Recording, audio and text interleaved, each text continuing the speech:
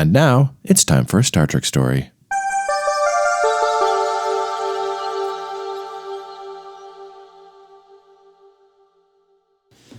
Well, here we are for Star Trek Stories Episode 5. Episode 5. The Cinco? The Cinco. The Cinco. Making progress. Episode 5, Friday's Child. Once again, you're joined. Once again, you're here with Jaron Hatch and my lovely co-host, Aaron Cole. Hello again, Aaron. Hi, how are you, Jaron? Pretty good. So, yes, we're continuing our look at classic Trek.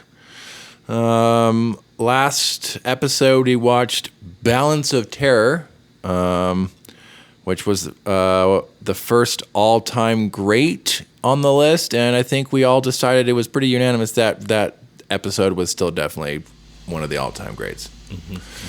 Mighty good Trek there. Yeah, still really holds up. Now we're going to be taking a look at one of the all-time episodes. Just an all-time episode.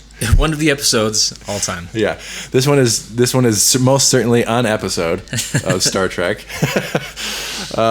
This is going to be from the second season. So we are now out of the early days and right smack dab in the middle of the show's run. Yeah. They had the system down. They knew what they were doing. They were blowing up. All kinds of notoriety coming in their way. Season 2.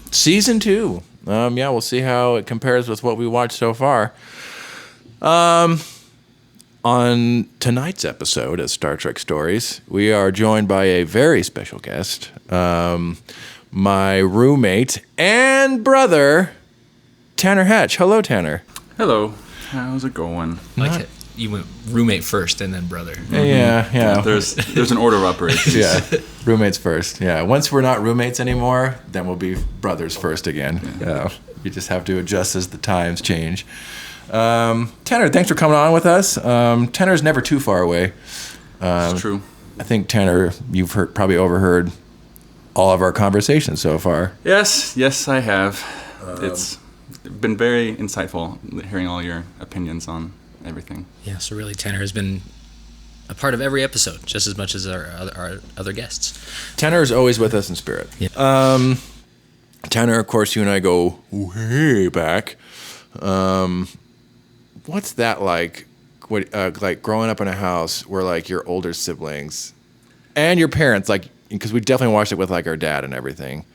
Yes, that's actually a question. Actually, something I was thinking of last time you guys did this, because I was trying to think of what Star Trek meant to me, and one of the things I came across was, as a younger sibling, wanting to feel like you're part of the with the older siblings, the parents, feeling you want to feel more adult or in the swing of things, even if you don't really understand why, and that Star Trek definitely fell into that category. I enjoyed it as a kid on its own merits, but that was definitely something that brought me to keep watching it.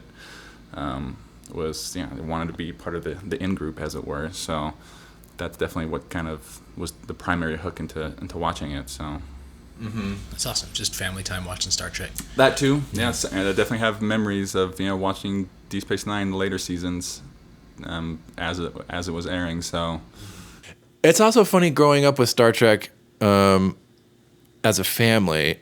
I don't know if you ever had this, Aaron.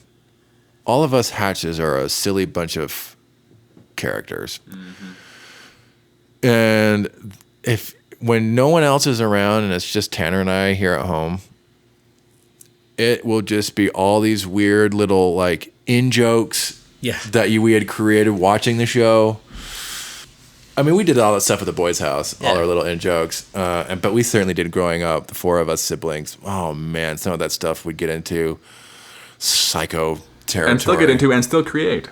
I think one of the things also with our relationship in Star Trek, Tanner, is Star Trek video games. Yeah. I feel like that's something we could definitely talk about. We played a lot of that shit growing up. Yep. Aaron, did you ever play any of the Star Trek video games? A couple of them, yeah.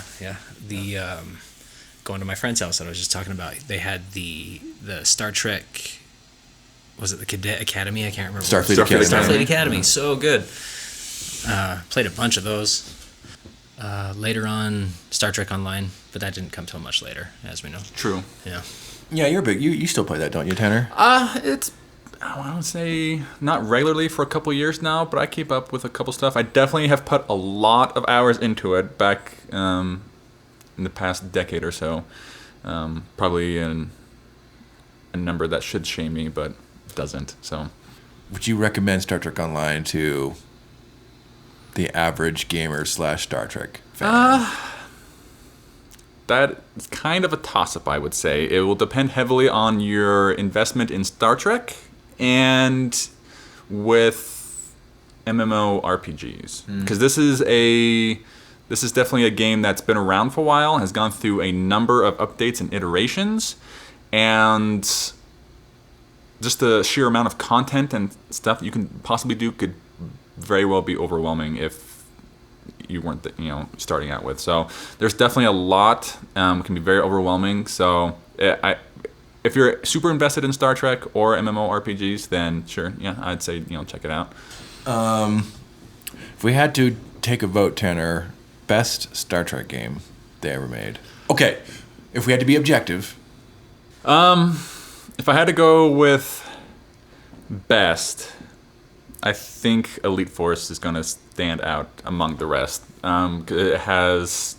It fulfills that category of what a Star Trek game could be to the most, I believe. It takes a concept that's pre-existing in the video games, and so you can get into it without being a Star Trek fan. But it definitely puts its twist on it in the story, on the mechanics. It's just one of the best, one of the few video games that can actually explain why you're holding 10 different weapons on you without being slowed down. You carry all your items in a little transporter buffer. You carry on your uniform. It's like, why have they never actually done that in the show? That's awesome. It's pretty sick. Yeah. You got the voice actors, got everyone once you had the expansion pack, and then the story was engaging, voice acted. So I think best I would have to go with that one. I would also have to agree. Definitely Elite Force, like both as a video game and for a kind of closest to exploring the promise of Star Trek. Well, that's the fun thing with Star Trek is that there's so many different avenues to explore. Facets. And now when I was thinking about what are we going to talk about with Tanner, it's like, we played a lot of the video games growing up. I think growing up, you and I, we definitely watch a lot of Star Trek, especially, as we've gotten older, watching it together. But I think growing up, we probably spent more time playing the games and bonding over the games. Like, I remember watching it a lot, and you would watch it. But in terms of what we would bond over, I think it was a lot of the games specifically. And that was fun because then it was very much like a interactive thing, kind of like when Tyson came on to talk about Space Camp, kind of more like putting your foot in the universe kind of. Yeah, I think that was part of just being a 90s kid. We got hit with all the branding because of the success of Star Wars. Mm-hmm. So it wasn't just the show. You had the show plus the toys plus the games plus the books. Like, it was all there for us to consume. Yeah, that's another thing, because we had all the Star Trek action figures and Star Wars too, but we had all those Star Trek.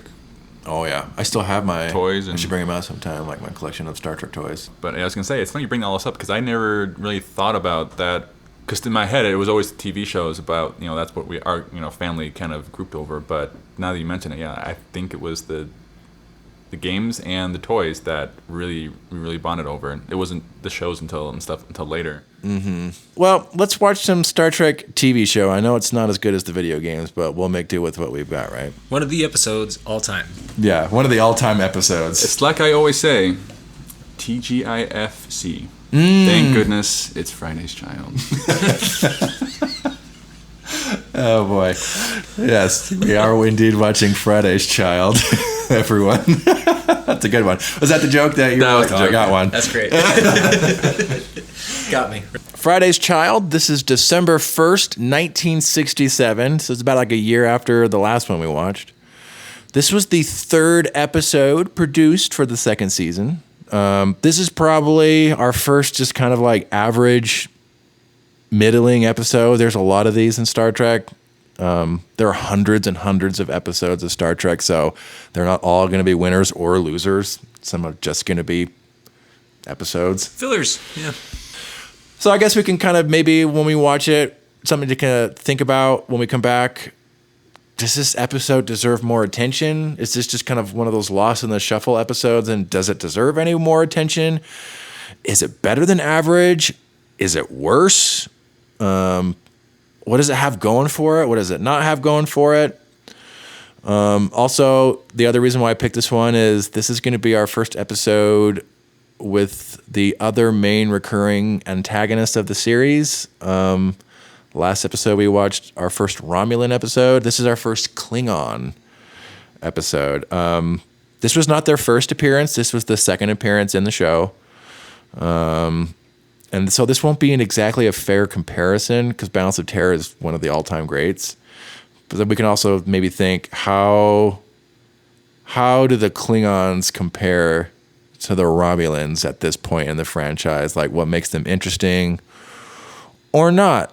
If you were just kind of watching the show and stumbled upon this, would you think the Klingons are great? Not. Just some things to think about. If you're going to watch with us, you can find it on Paramount Plus. You can bring up Star Trek: The Original Series. It should come up as Season 2, Episode 11.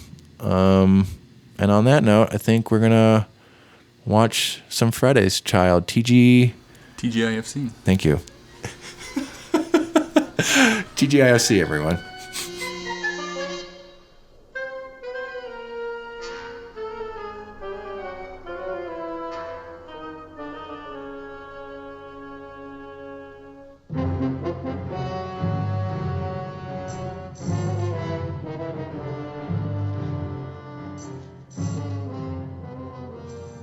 Contact Starfleet. Inform them that Federation mining rights on Capella have been secured by treaty, documents signed by the young High Chief's regent. Report follows. Aye, sir. Child's regent?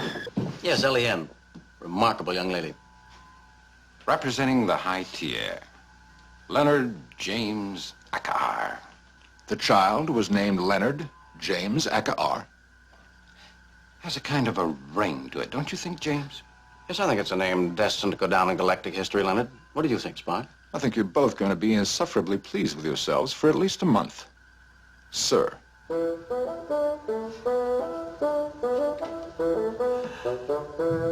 Take us out of orbit, Mr. Sulu. Ahead, warp back to warp.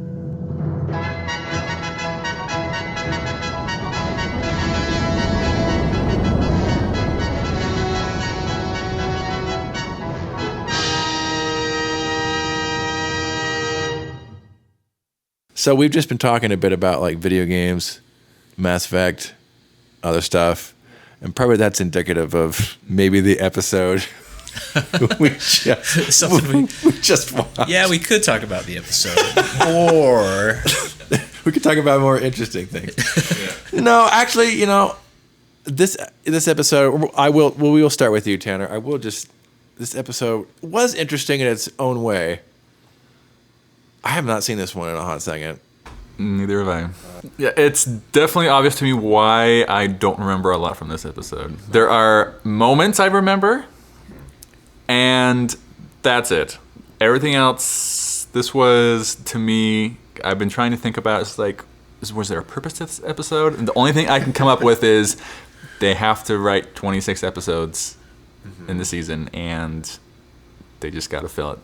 He called it a filler episode, so this is got it written all over. It's all set up just for these pointless action sequences.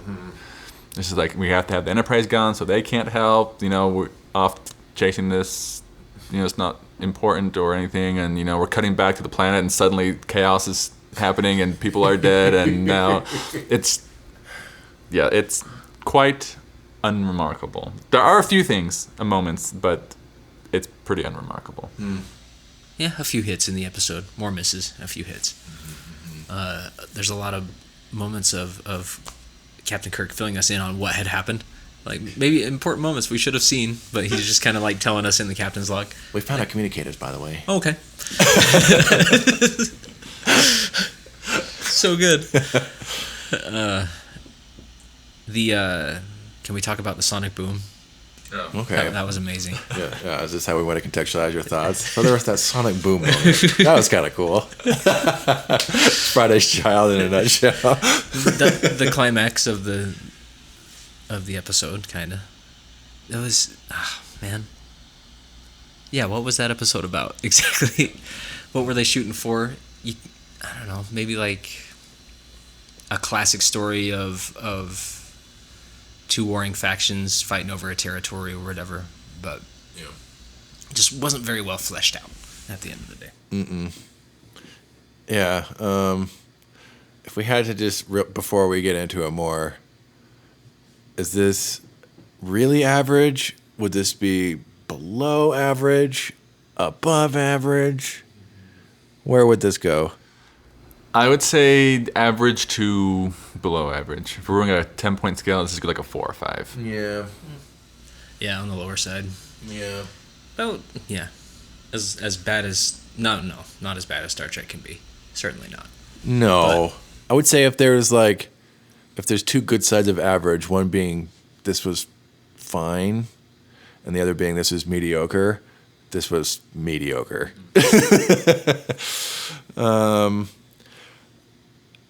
Like we had said watching the episode, this definitely, of all the ones we've watched so far, this is the most space western. And it may be interesting to comment, though, that it's like the most the most in line with like what the concept that the network wanted. This was the most like unremarkable. It's the one that goes for it the most, and it's just kind of like, whatever. Or some of the other ones were playing with a lot more like sci-fi or political concepts, and are much more interesting because of it. Do you think is part of the reason why this feels like mediocre, is this like a 2022 thing? Or would this, I don't know, does this still play more or less the same in 1967, do we think? I think most of it is going to be consistent between decades of watching. I think in terms, there's just not much content besides just things happening, action pieces. I mean, there are some kind of things that might be viewed differently back then than they would be now, but the main thrust episode, I think, is going to be more or less viewed the same, is my guess. Feels like they kind of had maybe a formula at this point, and they fell back on that a little bit.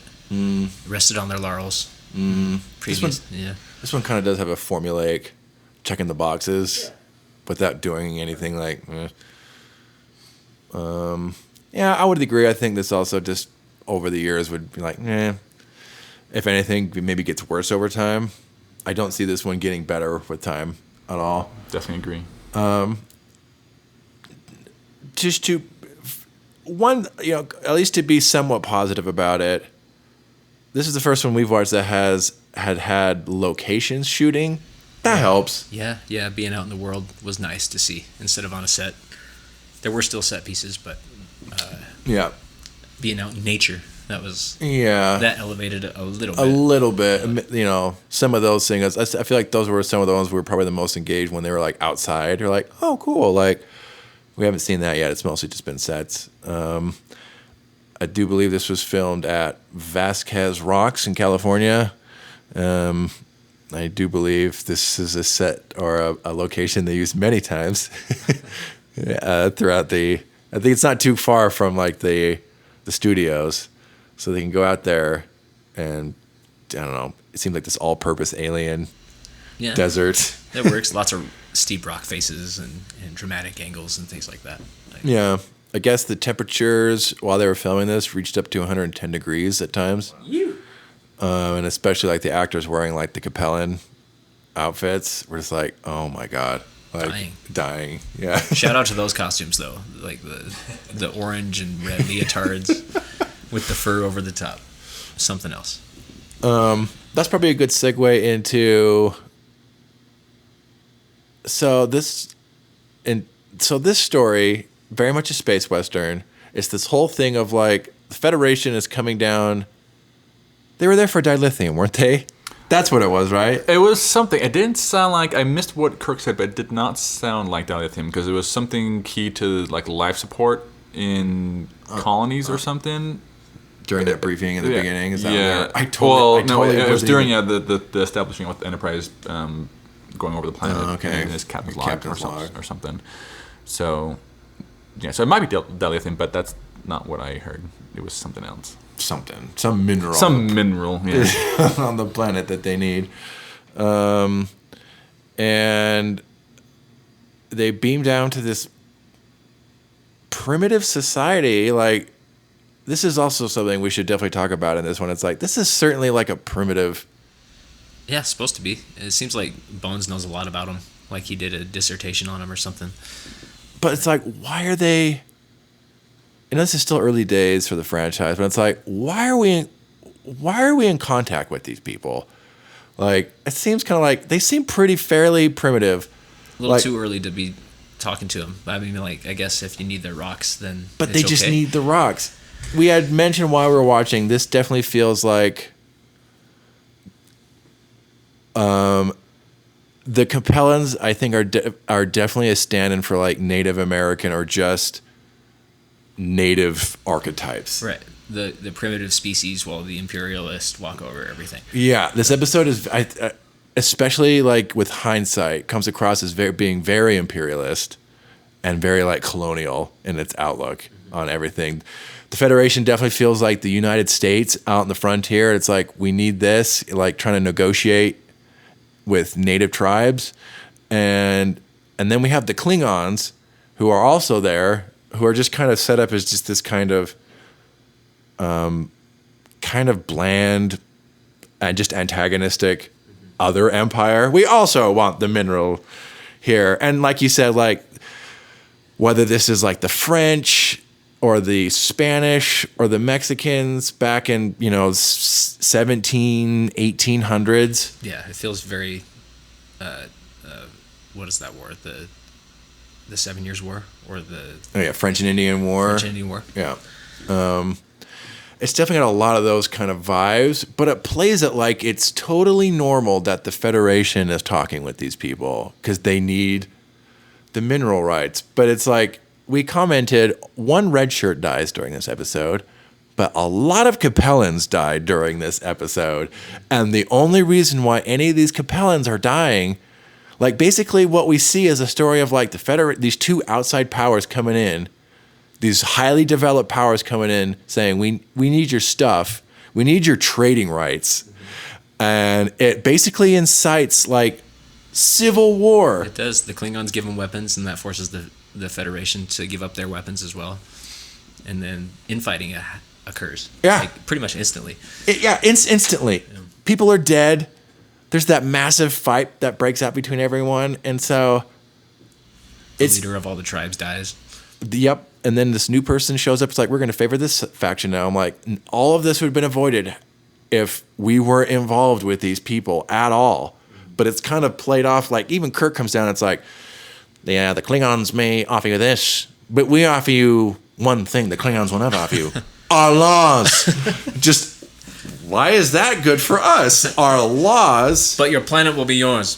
But you get our laws. But it will always be yours, And yeah, it seems like never brought up that them being there represents a problematic, and like, it's like, oh, everything is resolved in the end, but it's like, but this poor civilization, like, what has happened to these people? I think could have held a lot more weight, maybe with a few more drafts. You could have seen a pretty compelling story there emerge. It probably is good to note that when DC Fontana was coming up with the story, so in the story we have the wife of the high tier, like the leader of the 10 tribes, and he has his wife, and this leader, dies in this coup, and they're also going to kill her too, but Kirk can't stand by and let her get killed, and the landing party, Mr. Spock, Dr. McCoy, and Kirk all escape into the hills with her, and she's pregnant with the child, and she's having this baby. Also should note this is played by Julie Newmar, who was famous for playing Catwoman in the 1960s Batman series. That totally was Julie Newmar. Holy cow. Didn't recognize her being blonde. Yeah.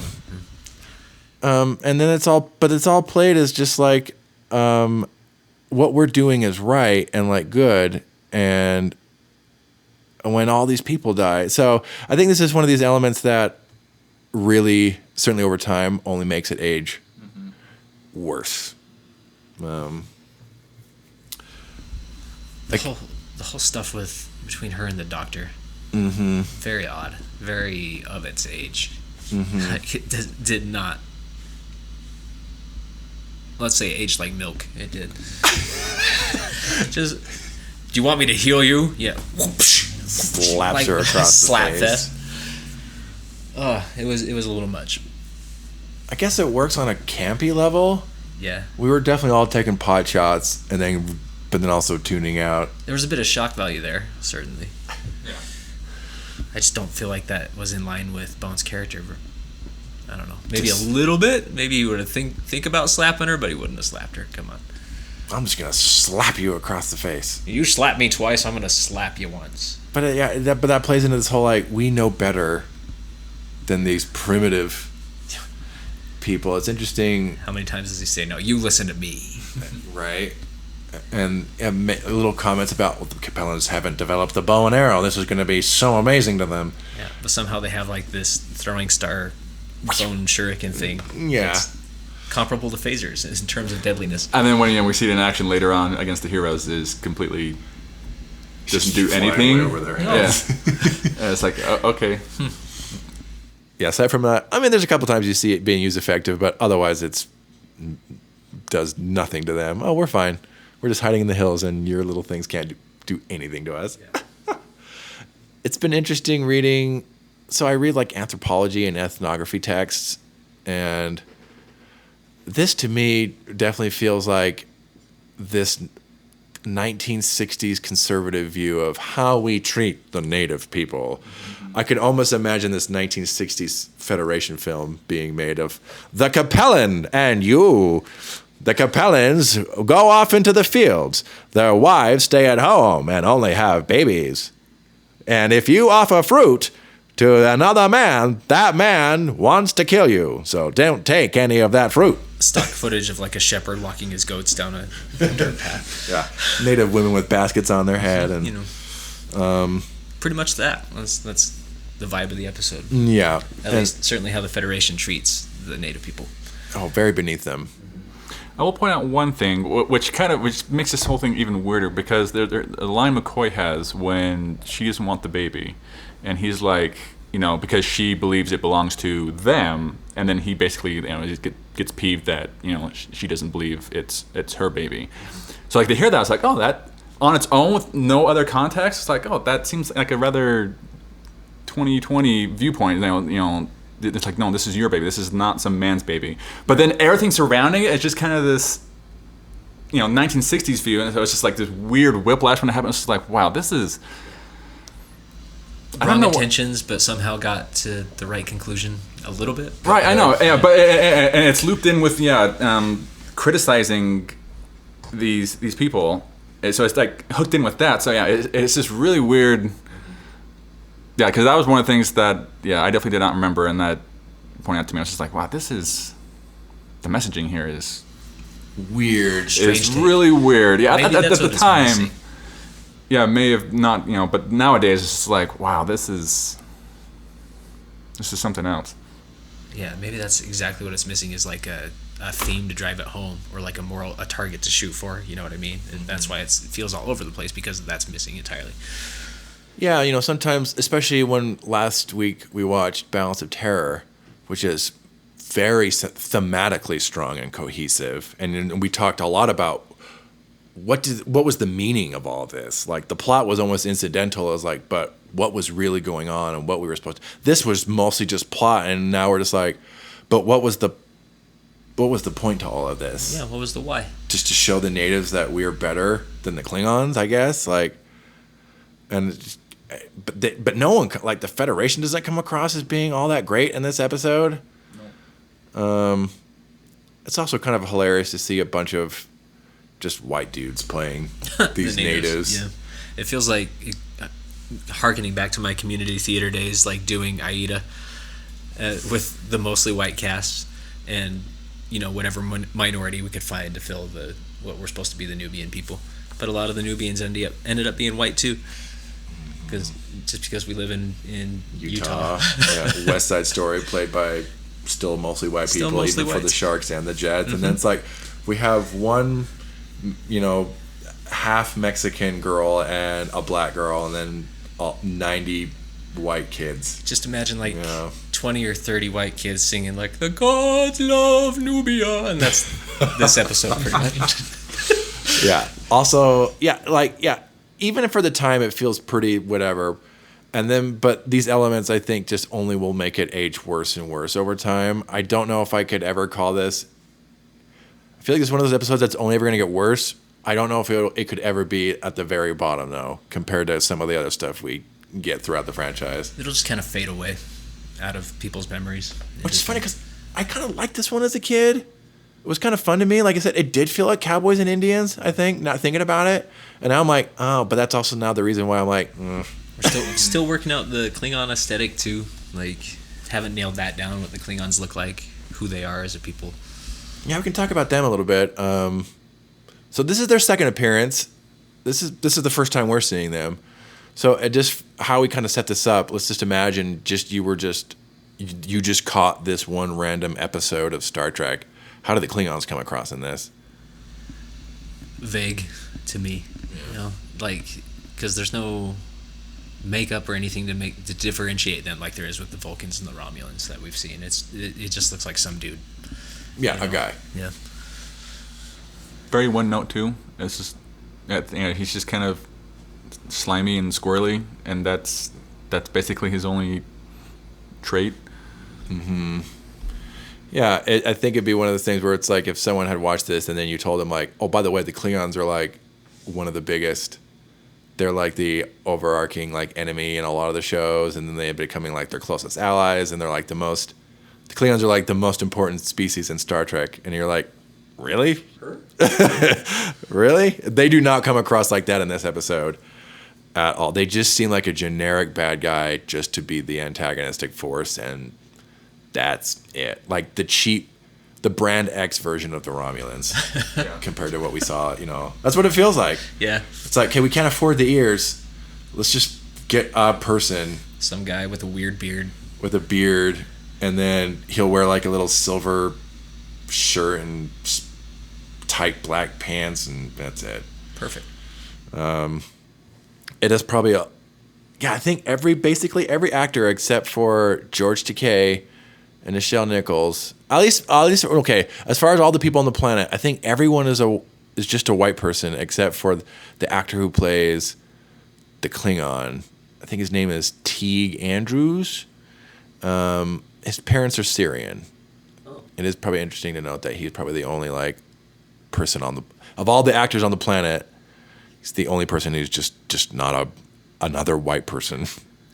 We want to get someone who looks a little different, but not too brown. That's kind of how it feels, and just this kind of vague, slightly kind of they're different. He's foreign. Oh, he's mysterious. Whereas even like the natives all are just white, but just a bunch of white dudes, and so like. But they try to give him that primitive dialect-ish thing too. That's a struggle. It's not very strong. This one does not come across. If anything, talking about it even just makes. I was about to say, the more we talk about it, the farther down it goes. We're now like 4.5. 3. It is probably like, so you mentioned like the weird portrayal of like Aline with the baby, the whole whiplash of like, the child is yours. He's like, no, you have to want the child. It's yours. And then he has a line of like, so the men take all the credit here too, right? I'm like, but it's such a weird whiplash of like, what are we supposed to be thinking? So I guess the writer of the episode, DC Fontana, who we mentioned earlier, is considered to be one of the greats. Went by DC Fontana just so people didn't pick up that she was a woman. Back in the day, she was like basically the like woman staff writer. Which is Wrote some of the best ones, just what you had to do. but went by DC, so people want to pick up that she was a woman. And so when she, I guess in the initial script for this, Eileen sacrifices her life for the child. And that was overridden by Gene Roddenberry. It's like, no, she's got to stay alive, and it needs to be a happy ending. And originally DC Fontana envisioned Eileen as like a strong woman rebelling against her society, and that society being one that only considers women to be mothers and home housekeepers. That doesn't really come across. No. If that was in there, it was so toned down. See, that makes a lot more sense. That it was more creator approval than anything else that shot this episode down from what it could have been. Like, no, it's a little too close to real life. You gotta scale it back, and that kind of gutted the story. Yeah, especially if we're talking about like she doesn't want the kid. I mean, now you're going to like abortion territory. You know, like we can't have anything. We can't have women making decisions for themselves. Like, at least we can't show that on Certainly not that decision. NBC broadcast television in 1967. That all feels super toned down and like not. See, that would have been like I was saying. Like this episode doesn't feel like what's the point? What's the identity? Like it seems like well maybe there could have been something there. That does not make it to the final episode. Which I could see that making it to modern Star Trek. Certainly, you could push those boundaries. Yeah, how would like so on that note, if this kind of episode were to be done in modern Star Trek, I think we could agree it wouldn't be this. No. It'd be interesting to see how they could you do something like this, but like how would you approach it in modern Star Trek? If like Discovery or Strange New Worlds. I could see them doing some kind of like more explicit anti-colonial take on it. Yeah. Just like the fact that our being here has fucked everything up for this society, and this is why we should not get involved with stuff like this. It's absolutely, yeah. You could also look at it as the U.S.'s involvement in the Middle East, and our occupation and our retreat from there. Yeah, we can talk about this. Like we feel so enlightened being there, and we're the good guys, but in the end, we just screwed over this entire society. It's like, yeah, the Klingons were there. And so we had to do what we had to do, you know. Like, yeah, it doesn't matter. You still screwed over all these people have died now. All these Capellans are dead because you're there. Yeah, that could be something there. I don't even like. Do we even have anything more after this? Like, well, there's the B plot. I did want to mention the one thing I did like, even though the B plot doesn't really go anywhere and it's just an excuse to get the Enterprise away. It does give all the secondary characters a way to kind of shine, and especially Scotty, who've always been my favorite TOS character. We've talked about how Spock, who's the first officer, kind of when he's in command goes out of control, but is normally more stoic, while Scotty, who's normally out of control, when he's in charge, is suddenly just super calm and collected and a badass. So by the book too, like right. On duty and laying down the law. Mm-hmm. Right, yeah. He takes like no, I don't know. It's watching him do this. You can tell he's thinking like, this is probably a trap, but I have to go check because if I don't and it is real, then that's unacceptable, basically. Mm-hmm. And then, but he does everything by the book, but then he's willing to let Kirk and them bend for themselves, and then when he comes back and he decided no, this is all just a trap, and get the other call, and he's like, nope. We are going right back. He doesn't, he's like, if it goes wrong, it's on me.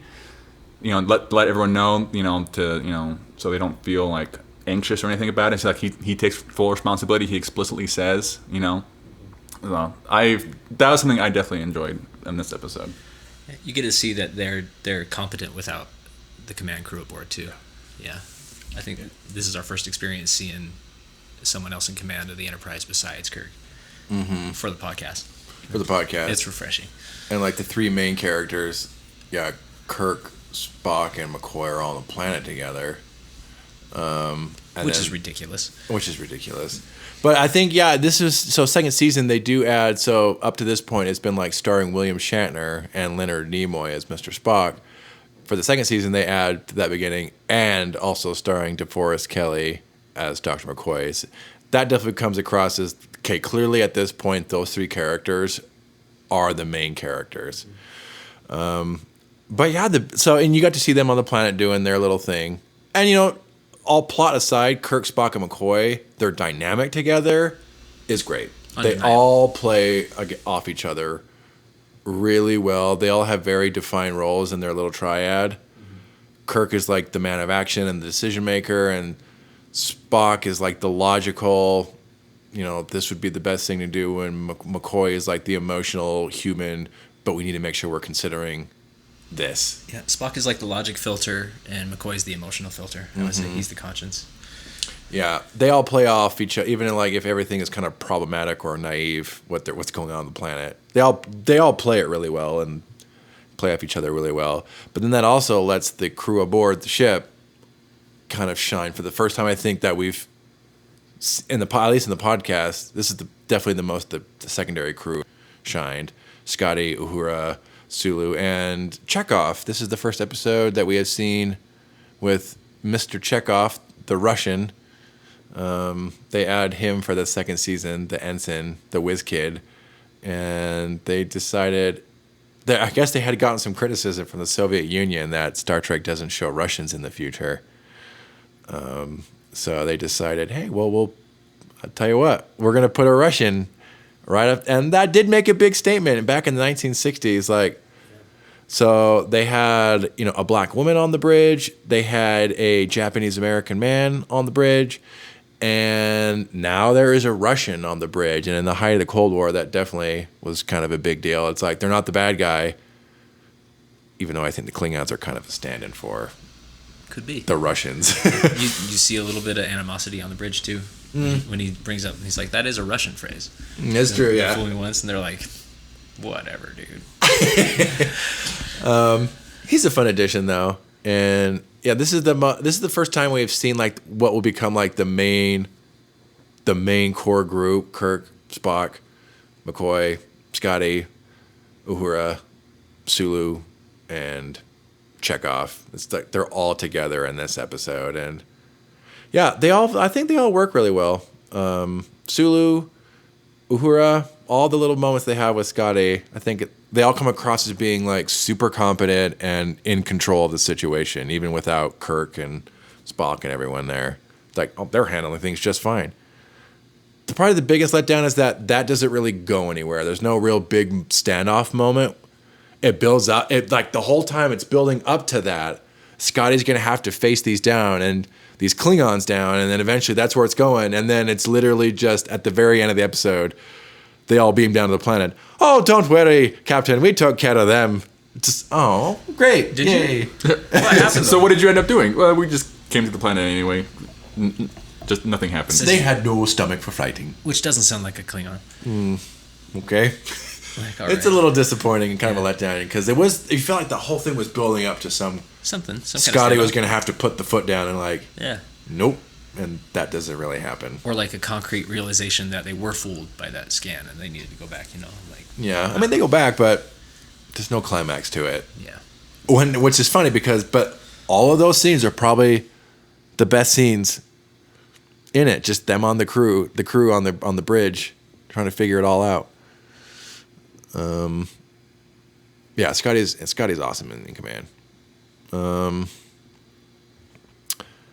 Anything else to bring up in this episode? Slap. Yeah, McCoy would be remiss not to mention the Klingon flying down. Oh my God, yeah. So if you're watching, if you just watched it and didn't see this, go back and rewind it. There's a scene.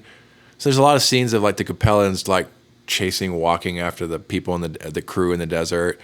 There's this big like crane shot or something like big like pan out, zoom out shot that's showing like the Capellans with the Klingon walking through the desert, tracking him down. And as it's basically panned out all the way to its fullest, you can totally see the Klingon totally biffing it, just rolling down the hill. It looks like he just trips over nothing, to be honest. Yeah. You see him in a close up in a scene later. He's brushing himself off. Yeah, like we have to keep it in. We have to keep it consistent. Also, a little fun bit of trivia that the Capellans are all wearing like elevated shoes, so they all appear like giants. Yeah.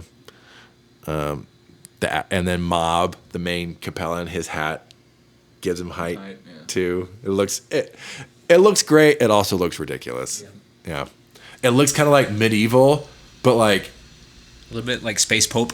Space Pope, but mixed with kind of like some Native American, native tribe vibe. It's such a very strange. They're just out in tents out there, but then like the Grand Tier is just sitting in this kind of ornate chair, like medieval 1700s chair. Just like, what exactly is this culture? A little bit of Viking crossover in there too. Yeah. Very strange. Do any of you know where the title Friday's Child comes from? No, I was waiting for that. That is an excellent question, and one I've never thought about. I had never thought about it or asked about it, but then I was like, yeah, what is Friday's Child referred to? Like, she has a baby in it, but like, is that what, like... Wait, is her name Friday? No, her name's Aline, but she has a kid. Okay. And like, that's the only thing, like, there is a child. Okay. But what's Friday's Child? I thought you were going to give us an answer. I do have the answer. I did okay. find it. Comes from a nursery rhyme called Monday's Child. It goes something like this. Monday's child is fair of face. Tuesday's child is full of grace. Wednesday's child is full of woe. Thursday's child has far to go. Friday's child is loving and giving. Saturday's child works hard for a living. And the child born on the Sabbath day is bonny and blithe, good and gay. That's kind of like a modern interpretation of it, I guess. But I guess what this might be pulling from is, and this like because the lyrics have changed over the years. It's a really old nursery rhyme. In 1887, in the magazine Harper's Weekly. They did put in, I think, this poem, and instead the lyrics were Friday's child is full of woe, maybe reflecting traditional superstitions associated with bad luck on Friday. Many Christians associated Friday with the crucifixion. I don't know. I mean... It's probably the thing that sent the writer's head on the trip that spawned this episode. So she was like Friday's Child, that's for whatever reason that's where it all came from. It's either Friday's Child is full of woe, or is it the Friday's Child is loving and giving? Two very different interpretations. What do you think? DC Fontana was pulling for? If we're considering that initially, her conception was that Aline was a stronger part of the story, and that she was like kind of rebelling against the society that only valued women as mothers and homemakers. There's the whole scene with the baby and how she doesn't want it. I don't. Is it Friday's Child is full of woe? What's the name of the poem? Did you say Monday's Child. The name of the poem is Monday's Child. The name of the poem is Monday's Child. I was hoping that would give us a clue. It did not. But I mean, I'd say generally more full of woe. Full of woe. Yeah. Foreboding. Yeah, who knows? I don't know if that gives me more insight as to what they were going for Friday's Child. No, I think I'm still where I was. I don't know. I don't have any insight into... I mean, it makes a good TOS title. Sure. Maybe the context is in why that poem was written. The history of it. If you could find the roots. Yeah, interesting question. Because like when you hear the ashes, ashes, we all fall down. It's about the Black Plague. Yeah. Like, that's kind of twisted. Oh, yeah. But, probably a good metaphor for, even when we kind of get the poetic meaning of the title, we're still not sure what the hell it means, which seems to be apropos for this episode in general. Just, okay, this was an episode, and not really sure what any of it was or what the point was. Moving on. We're not canceled. Yeah. But that kind of makes for a fun discussion. Like at this point, they're much more like this definitely has a feeling of a show that's found its footing, but is also just trying to produce content. It's all competently made, as well as something like this can be made, I think, for its time. I wasn't like, I mean, I definitely rolled my eyes at stuff, but like, but like I said, they go on location. They're definitely trying to do something. It just doesn't. It's just whatever. Any other final? So maybe not. Thank God it's Friday's Child. Maybe oh no, it's Friday's Child. It's Friday's Child. Yeah. If anything, maybe like as I've watched this, mediocre and on the lower side of mediocre. Yeah. What do we got next? Next time we are looking at another all-time classic. So this is maybe a little pit stop of. We are watching the classic Amok Time. Oh yeah. And if you're a Star Trek fan, you know that episode very well. And if you're new, well, you're gonna know it real quick. You're gonna learn about Star Trek next week. Yeah, if you're a Spock fan or want to get more Spock, next week is all Spock. So that should be fun. One of my favorite original series episodes. I love this episode. I'm so excited. If you're also new and want to know a little more about the Vulcans, the species that Mr. Spock is, this is going to be... If last week was our first little look at the Romulans, this week was our first little look at the Klingons, next week is definitely like our first look at, like, aside from Spock, the Vulcans. And boy...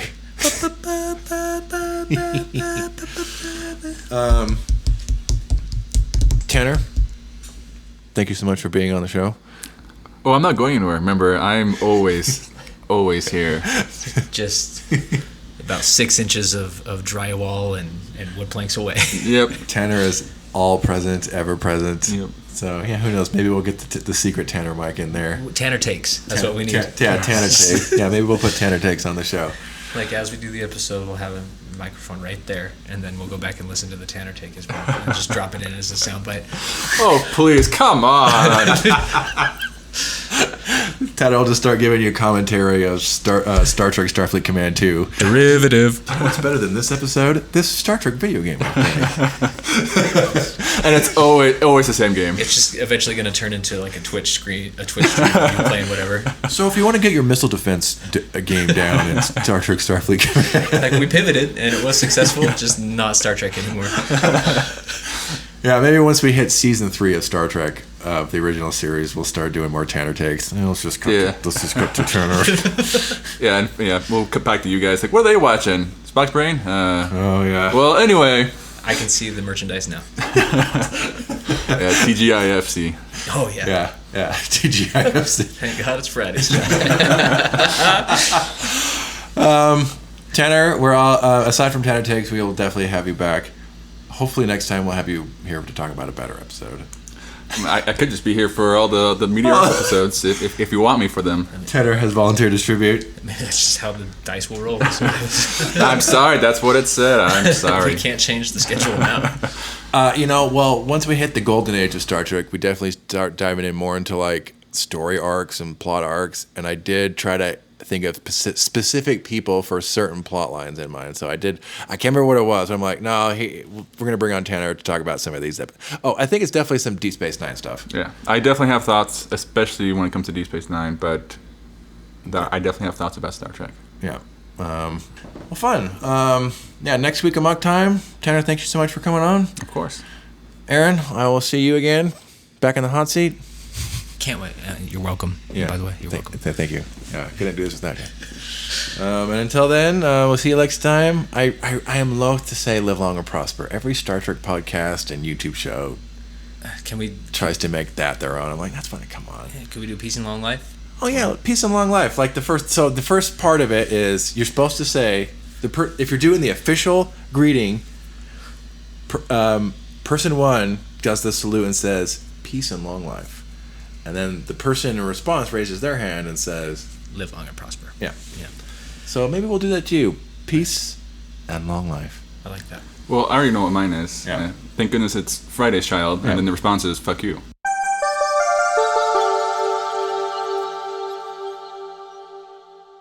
Thanks for listening.